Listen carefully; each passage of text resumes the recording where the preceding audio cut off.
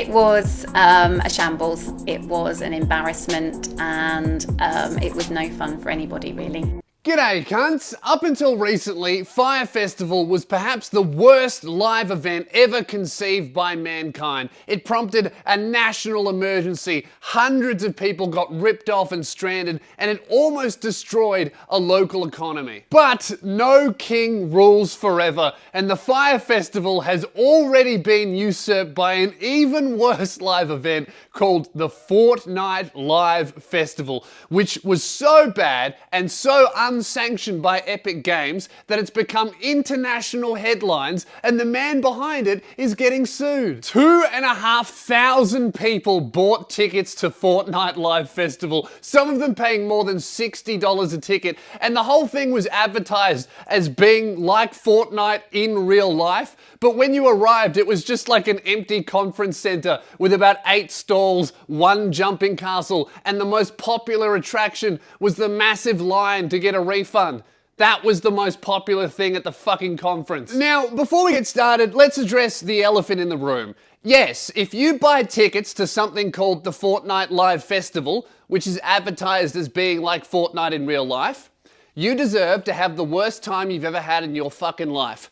In fact, if I was in charge of planet Earth, if I was some kind of dictator, what I would do is I would set up Fortnite Live Festivals across the globe, right? Advertise it exactly the same. And anyone who was dumb enough to buy a ticket, what we'd do is we'd lock them in the conference and we'd sedate them, right? And then we'd transport them to an island. We'll call it Dumb Cunt Island, you know? Just have a name that suits all the people that are there. And then on this island, there's no boats. No boats at all, and no fences either. All you need to keep them on the island is a lack of boats, because I don't think there'd be any shipbuilding prodigies on that island, because it is Dumb Cunt Island. And then what we do is we just keep them busy. We tell them there's purple shit everywhere, teach them all the fucking dumb dances, and that'll keep them entertained for the rest of their life. You know, I'm not some kind of evil dictator. I'm not going to kill them, but it is a one-strike policy, you know, which I think is fair. If you go to Fortnite Live Festival, you get stuck on Dumb Cunt Island because we don't want you to breed with the rest of us. You'll dilute the gene pool. It was a shambles, it was an embarrassment, and it was no fun for anybody really. Man, this is the only interview I could find with someone that was actually at the Fortnite Live Festival, and I gotta say, ITV News, poor choice of music. You could have picked anything else and it would fit a little bit better. I mean, this poor woman, she's been scammed by a scummy company. A day out with her kids was ruined. She's probably never going to get her money back. She's a victim of a horrible rort. And she's telling you guys, and that's the music you pick. You're just playing club bangers over the top of it.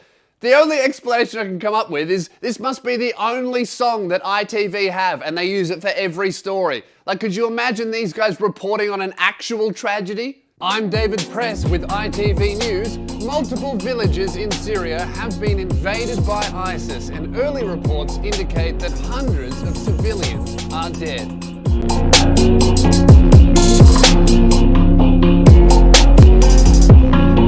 As amazing was really less. It was more of a school fete than it was a Fortnite Live event. I do feel bad for this woman. What's happened, obviously, is her child has seen the advertisements for Fortnite Live and then conned her into buying tickets for it. She doesn't know what Fortnite is, let alone what Fortnite Live Festival is. So now she's thinking that she's going to bond with her son, have a lovely day out, and she arrives to an empty shed with 2 slides and 8 stalls with no staff.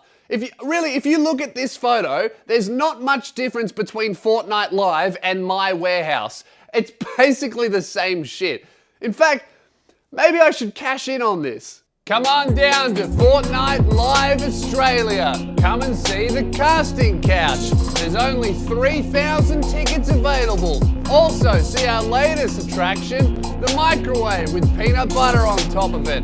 And our other main attraction, a big hose.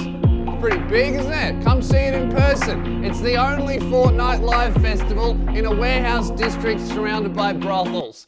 So come and see the big fucking hose. I've read a few articles about Fortnite Live and it seems like it's just a massive cash grab. Firstly, it's not official. It wasn't approved by Epic Games at all. It's just some guy from England and he's never run a festival before either. So he doesn't know what Fortnite is. He's never run a convention before. This whole thing is just a massive cash grab. Most of the attractions they had at the convention center didn't make any sense and had no reason to be there either. They had a jumping castle for some reason, I don't know why. They also had a stage for a dance competition, but the stage is so small, it doesn't look like it would fit a regular sized human being on it at all. I don't know why it was there. And they also had something that sounds really terrifying. They had an attraction called the Cave Experience, which sounds like a game that you would play if your uncle was Rolf Harris.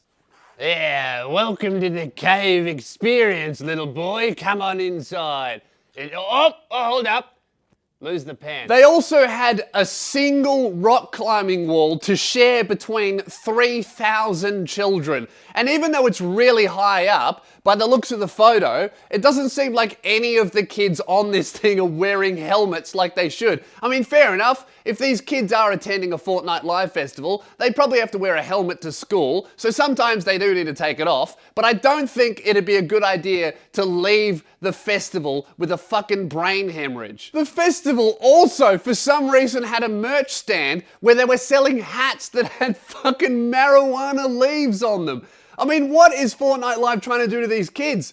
Firstly, they're already trying to destroy their brains by getting them to climb rock walls without a helmet. Why don't we just lay off the drugs until they're at least 16? The strangest thing about this, though, is despite all of the evidence and all of the complaints and all of the proof that this was just a massive, huge disaster, the guy who organized the festival is there in person watching it burn around him, and he's just saying that it's a huge success. It could have run better.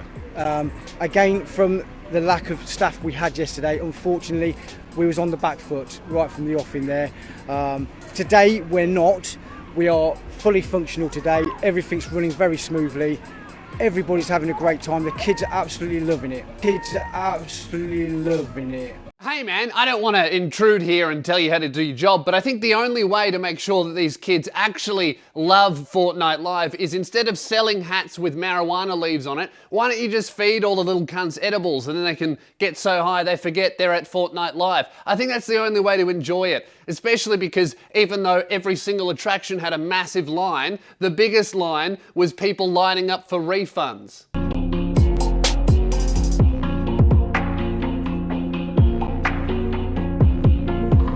And it looks like Epic Games agree, because even though this guy used Fortnite's logos, Fortnite's branding, Fortnite screenshots and everything else that Epic Games owns, they knew nothing about it. So he was just kind of lying and making it sound like it was a Fortnite official event. So now they've decided to sue him, and all of the money that probably would have been given back to the poor parents who bought tickets is instead going to go to legal fees. It's a shame, you know, that the event didn't work out, because Fortnite Live in real life actually sounds cool. Could you imagine if the event actually was like Fortnite in real life? It'd just be a bunch of 9-year-olds running around murdering each other and then shelling out $15 to adults just to change clothes. That sounds awesome. Actually, come to think of it, charging children to change clothes, very illegal. So I think I'm gonna end the video there, guys. Thank you very much for watching. I hope you guys enjoyed it. I've got a new video coming out tomorrow night as well. Finally, Bi-Monthly Bull is going to return. So if you're new here, do subscribe. I do a couple videos every week if you enjoyed it. And if you're a returning viewer, why not check out my podcast if you haven't already? This week, I talked about Batman having sex with all of his villains. It gets a little bit out of control. I don't really know what I'm doing there, but it is very funny and very fucked up. You fallen into my trap, Batman. I told you I didn't want anything for Valentine's Day, but actually I did. And now I'm angry at you. You've fallen into my trap. And then Batman goes, we've been got again, Robin. Wait, Robin, are you fucking the Joker's daughter as well? If you like this, you'll love the podcast. All right, thank you very much for watching. Don't go to Fortnite Live or even any kind of Fortnite convention, even if it is officially sanctioned, because it's gonna suck. Thanks for watching, guys. Subscribe, thumbs up, comment, Instagram, all that good shit. I'll see you soon. Catch you later.